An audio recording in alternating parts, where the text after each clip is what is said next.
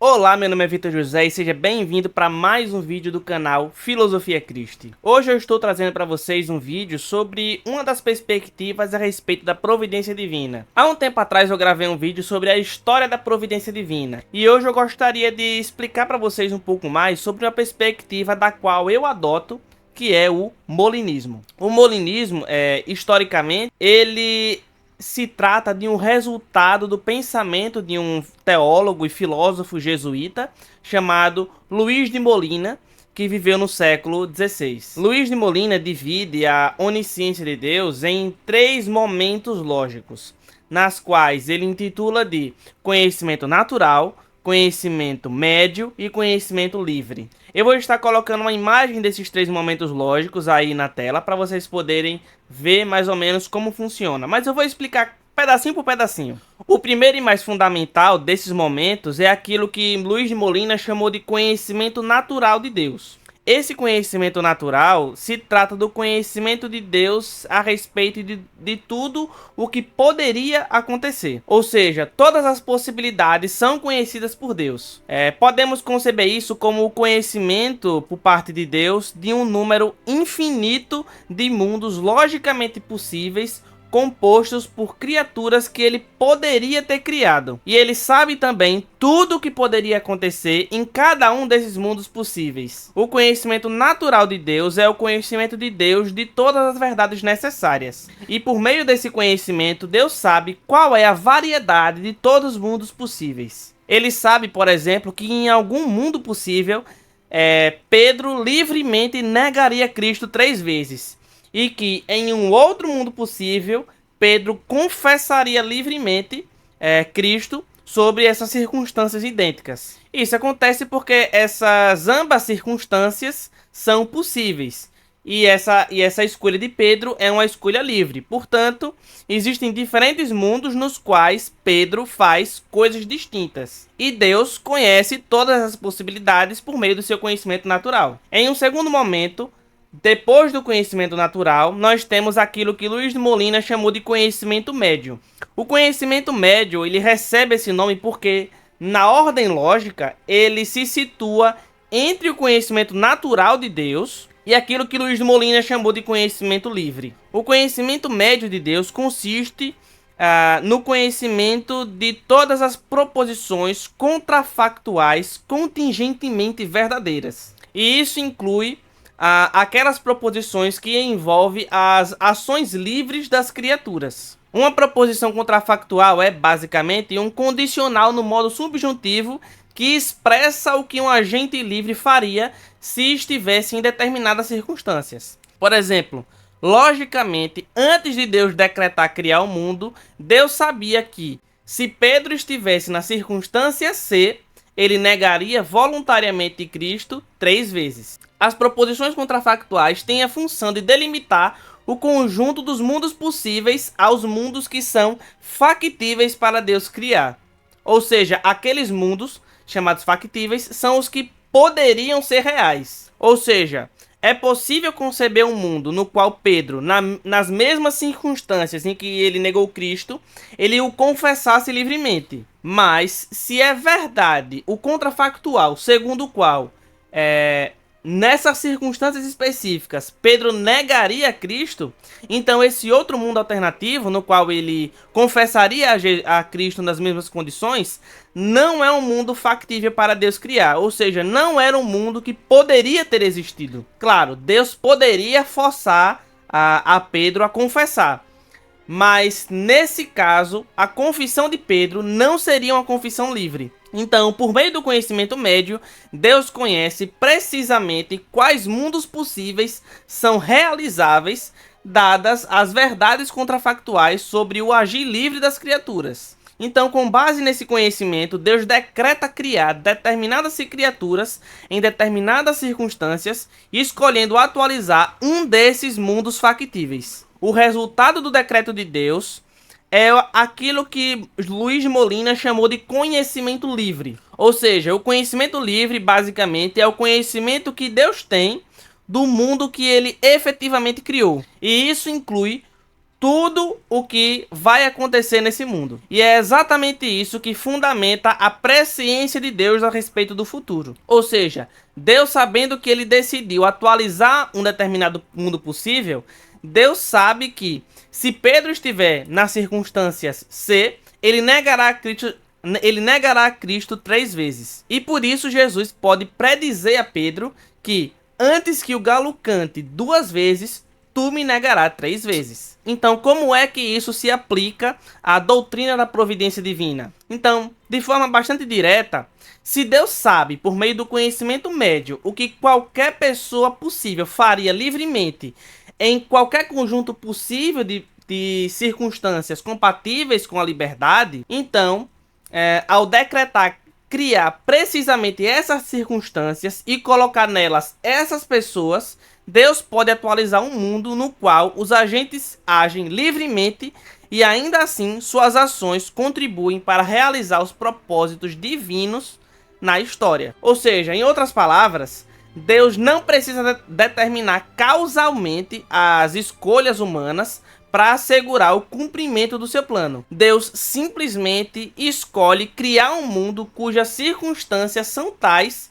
que as ações livres das criaturas conduzem ao fim que ele desejar. Dessa forma, Deus decreta um mundo no qual, até os mínimos detalhes, tudo que ocorre vai ser ou diretamente querido por ele, ou permitido por ele em vista dos seus propósitos soberanos para a história humana. Então, dessa forma, nós podemos preservar tanto a liberdade das criaturas quanto a soberania providencial de Deus. Então, no que diz respeito às ações livres dos seres humanos, nós podemos aqui incluir um detalhe a respeito da doutrina molinista chamada de concorrência simultânea. Então, para isso, vamos aqui responder brevemente o que é a doutrina clássica da concorrência. Ela basicamente significa que Deus coopera com as causas secundárias na produção dos seus efeitos. Então, nesse sentido, Deus é a causa em nível primário de tudo o que acontece. Por exemplo, o fogo não queimaria se Deus não concorresse com a ação do fogo para que ele produzisse seu efeito. A doutrina de Luiz Molina acerca da concorrência simultânea é um pouco diferente dessa postulação clássica que é própria da tradição tomista. Então, como um jesuíta, Luiz de Molina discordava de Tomás de Aquino e, consequentemente, discordava dos dominicanos e, claro, ele discordava dos reformadores protestantes a respeito desse ponto. Segundo Molina, Deus não age sobre a vontade criada para movê-la nesta ou naquela direção. Deus age com a vontade criada na produção de seus efeitos. Ou seja, a diferença aqui é clara em relação aos dominicanos tomistas e os reformadores calvinistas. Ou seja, Deus não move a vontade de João para ele escolher A ou não A. Antes, Deus coopera com a vontade de João conforme a escolha que ele faz. Se João escolher uma determinada ação A, Deus concorre com essa escolha e produz o efeito correspondente. Assim, Deus não causa a ação de João ao agir sobre a vontade de João, mas sim ao agir com a vontade de João. E isso explica como tanto João quanto Deus produzem aquele determinado efeito. Dessa forma, João é plenamente livre, ou seja, ele não é determinado por causas anteriores. João possui liberdade libertária, ou seja, liberdade incompatibilista. As circunstâncias em que ele age são compatíveis com essa liberdade. Mas, é importante destacar, Deus sabe como João agiria livremente nessas condições. Então, ao Deus colocar ele nessas circunstâncias, Deus sabe o que João escolherá e concorre com a sua escolha livre para produzir o efeito correspondente. Então, aplicando isso no caso das ações pecaminosas, Deus concorre com a escolha do agente para produzir o efeito dessa decisão pecaminosa. Mas, observe que, dentro de tudo que nós falamos até agora, Deus não move a vontade da pessoa para que ela realize essa escolha pecaminosa. Isso é diferente da posição calvinista, por exemplo, segundo a qual Deus determina a escolha da vontade. Então aqui Deus concorre na escolha ao produzir o efeito da ação pecaminosa, mas ele não age sobre a vontade da pessoa para fazê-la escolher desse modo. Como conclusão do que nós falamos até agora, Deus não é responsável pela pecaminosidade do ato, porque ele não moveu a vontade da criatura para praticá-la. Então, consequentemente, dentro da perspectiva molinista, Deus não é o autor do pecado. Então, por desejar permitir a liberdade humana e a responsabilidade humana, Deus consente que as pessoas façam escolhas más e concorre com seus efeitos porque quer que possuam liberdade genuína. Mas Deus não faz as pessoas escolher essas ações más. No caso das ações boas, Deus quer diretamente aquilo que acontece. No caso dos atos pecaminosos ou maus, Deus apenas permite que ocorram ao concorrer na produção dos efeitos dessas ações. Mas ele não quer diretamente que aquelas coisas ocorram e certamente não move a vontade da criatura para realizar aquelas escolhas. Então agora é importante a gente fazer uma breve distinção entre o arminianismo e o molinismo, porque eu já vi alguns teólogos falando, inclusive um deles é o Iago Martins, da qual eu respeito bastante, né, um teólogo muito bom, mas ele falou em um vídeo, não vou lembrar qual, mas ele falou que o molinismo ele era um tipo de arminianismo. Então vamos fazer uma breve distinção entre molinismo e arminianismo. Mas antes é importante destacar uma questão interessante, porque o arminianismo original, conforme alguns historiadores percebem, ele de fato era molinista. Então, como diz, segundo o Richard Miller, um historiador do protestantismo, ele afirma que foi por meio de Jacó Armínio que o molinismo entrou na teologia protestante. Mas é importante destacar que com o passar dos séculos, com o passar do tempo, essa posição original molinista aderida pelos arminianos foi diluída de tal forma que entre a maioria dos arminianos contemporâneos ela acabou sendo reduzida a uma trivialidade segundo a qual Deus pré-ordena aquilo que ele prevê que ocorrerá. De certa forma é até fácil compreender como essa diluição pôde acontecer, porque a doutrina do conhecimento médio de Luiz Molina é extremamente sutil. Não é difícil perceber como uma pessoa poderia confundir a afirmação de que Deus sabe o que aconteceria em quaisquer circunstâncias com a afirmação de que Deus sabe simplesmente o que ocorrerá e que, com base nisso, escolhe qual mundo criar. Ou seja, com base no que ele sabe que de fato ocorrerá. A distinção que precisamos fazer aqui para distinguir o arminianismo, tal como ele existe hoje, e o molinismo, é uma distinção entre proposições no modo indicativo, como isto acontecerá, e os condicionais no modo subjuntivo, como se João estivesse na circunstância C, ele realizaria livremente a ação A. As proposições no modo indicativo são os tipos de proposições que caracterizam o arminianismo. Já as proposições no modo subjuntivo é o que caracteriza o molinismo. Então se trata de uma distinção sutil que não é fácil você aprender assim de primeira. Então por isso eu penso que ao longo dos séculos o arminianismo perdeu essa distinção e acabou se transformando em uma forma simplificada conhecida como presciência simples. E isso que eu acabei de falar agora ajuda a explicar, a demonstrar no caso, como o arminianismo, tal como é compreendido hoje, é diferente do molinismo. Então agora que eu já expliquei o que é o molinismo, expliquei a diferença entre molinismo e arminianismo, então se você está escutando essa explicação pela primeira vez, é bastante comum entre os iniciantes,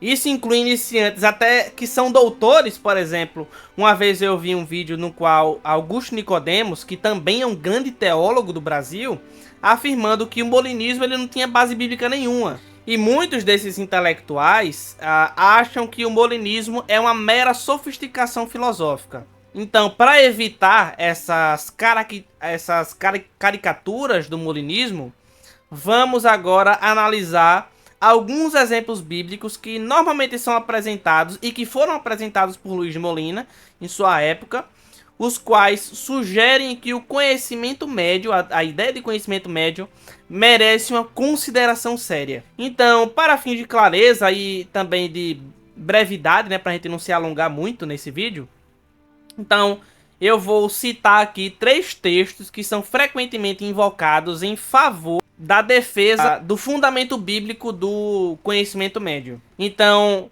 pegue aí sua Bíblia e vamos abrir nesses textos para a gente analisar eles brevemente. O primeiro trecho das Escrituras em que os molinistas gostam de citar é 1 Samuel 23, versículo 9 ao versículo 13. No texto afirma o seguinte: foi dito a Saul que Davi tinha ido a Keila, e ele disse: Deus o entregou nas minhas mãos, pois Davi se aprisionou ao entrar numa cidade com portas e trancas. E Saul convocou todo o seu exército para a batalha, para irem a Keila e cercarem Davi e os homens que o seguiam. Quando Davi soube que Saul tramava atacá-lo, disse a Abiatar: traga o colete sacerdotal. Então orou: ó Senhor, Deus de Israel, este teu servo ouviu claramente que Saul planeja vir a Keila e destruir a cidade por minha causa. Será que os cidadãos de Keila me entregarão a ele? Saul virá de fato conforme o teu servo ouviu? Ó Senhor, Deus de Israel, responde-me. E o Senhor lhe disse: ele virá. E Davi novamente perguntou: será que os cidadãos de Keila entregarão a mim e os meus soldados a Saul? E o Senhor respondeu: entregarão. Então Davi e os seus soldados, que eram cerca de 600, partiram de Keila e ficaram andando sem direção definida. Quando informaram a Saul que Davi tinha fugido de Keila, ele interrompeu a marcha. Davi permaneceu nas fortalezas do deserto e nas colinas do deserto de Zif. Dia após dia, Saul procurava, mas Deus não entregou Davi em suas mãos. Então, nesse episódio, Deus revela a Davi o que os habitantes da cidade de Keila fariam caso Saul viesse a atacar a cidade por causa dele. Eles entregariam Davi. Então, o ponto crucial aqui é que esse evento jamais aconteceu. Saul não chegou na cidade de Keila e os cidadãos não entregaram Davi. Ainda assim, Deus declara com certeza o que teria acontecido sob determinadas circunstâncias. Não se trata, portanto, de uma mera presciência de algo que efetivamente viria a acontecer, mas sim uma afirmação de um contrafactual, ou seja, o que os agentes livres fariam em uma situação hipotética. Diferentemente de uma conjectura humana que expressa uma mera possibilidade incerta, o texto apresenta uma declaração divina sobre o que certamente ocorreria caso aquelas condições fossem reais. Segundo a leitura molinista, esse texto ilustra o conhecimento que Deus possui acerca das decisões livres em circunstâncias possíveis. Se Davi tivesse permanecido em Keila, o cenário descrito teria se concretizado, mas não foi isso que Davi fez. Um segundo texto bíblico que normalmente é utilizado pelos molinistas é Jeremias capítulo 38, versículo 17 e 18. Então Jeremias disse a Zedequias: assim diz o Senhor dos Exércitos, Deus de Israel: se você se render imediatamente aos oficiais do rei da Babilônia, sua vida será poupada e esta cidade não será incendiada. Você e sua família viverão. Mas, se você não se render imediatamente aos oficiais do rei da Babilônia, esta cidade será entregue nas mãos dos babilônios e eles a incendiarão.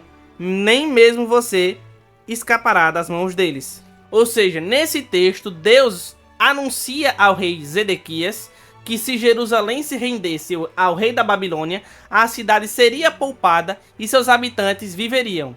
Caso contrário, ela seria destruída. Ou seja, se trata novamente de uma afirmação condicional acerca do que aconteceria sob determinadas circunstâncias. Deus conhece desde a eternidade o desfecho de cada alternativa possível.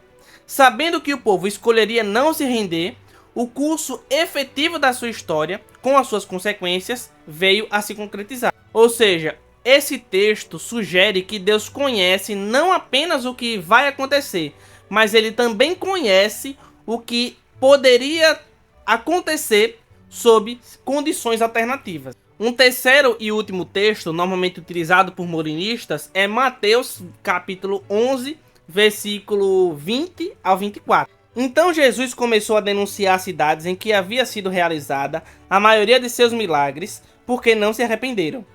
Ai de você, Corazim! Ai de você, Betsaida! Porque se os milagres que foram realizados entre vocês tivessem sido realizados em Tiro e Sidom, há muito tempo elas se teriam arrependido, vestindo roupas de saco e cobrindo-se de cinza. Mas eu lhes afirmo que no dia do juízo haverá menor rigor para Tiro e Sidom do que para vocês. E você, Cafarnaum, será elevado até o céu? Não, você descerá até o Hades. Se os milagres que em você fossem realizados tivessem sido realizados em Sodoma, ela teria permanecido até hoje. Mas eu lhe afirmo que no dia do juízo haverá menor rigor para Sodoma do que para você. As palavras de Jesus nesse texto são particularmente relevantes. Primeiramente, à luz da doutrina do conhecimento médio, Deus conhece não apenas todos os mundos possíveis, não apenas todas as criaturas possíveis e todas as circunstâncias possíveis, mas Ele conhece também o que cada criatura livre faria em cada uma dessas circunstâncias, caso elas fossem reais. Em Mateus 11, Jesus afirma que se os milagres realizados em Corazim e Betsaida tivessem sido realizados em Tiro, Sidom e Gomorra, essas cidades teriam se arrependido. Ou seja, se trata de uma declaração contrafactual. Ela descreve o que teria ocorrido sob condições que de fato não se concretizaram. Seres humanos podem apenas conjecturar sobre o que poderia acontecer em situações hipotéticas. Mas quando o próprio Filho de Deus faz esse tipo de afirmação, ele não está oferecendo uma suposição incerta, mas ele está declarando o que efetivamente teria acontecido caso aquelas circunstâncias tivessem sido realizadas. Segundo a leitura molinista, isso constitui um exemplo claro de conhecimento contrafactual, conhecimento do que os agentes livres fariam em circunstâncias possíveis que Deus escolheu não atualizar. Bom, eu acredito que tudo isso é suficiente para te fazer ter uma compreensão ou ter o interesse de se aproximar um pouco mais do molinismo. É realmente uma doutrina muito interessante, uma perspectiva muito interessante, que penso que resolveria, e de fato resolve, a maior parte dos problemas relativos na teologia, relativos ao problema do mal, o problema da liberdade, o problema dos não evangelizados, o problema de como a Bíblia, de como funciona a inspiração bíblica. Mas de qualquer forma, se você discorda ou concorda, faça isso com muito respeito. Espero que você tenha absorvido bem esse conteúdo, que tenha conseguido aprender bem ele. Então o vídeo vai ficando por aqui. Se você gostou, curta, comente e compartilhe. Eu vou deixar umas referências na descrição do vídeo para você dar uma olhada. É realmente uma questão muito interessante e muito rica ao longo da história do protestantismo e ao longo da história do cristianismo. Se você gostou, curta, comente e compartilhe. E é isso. Até o próximo vídeo. Tchau, tchau.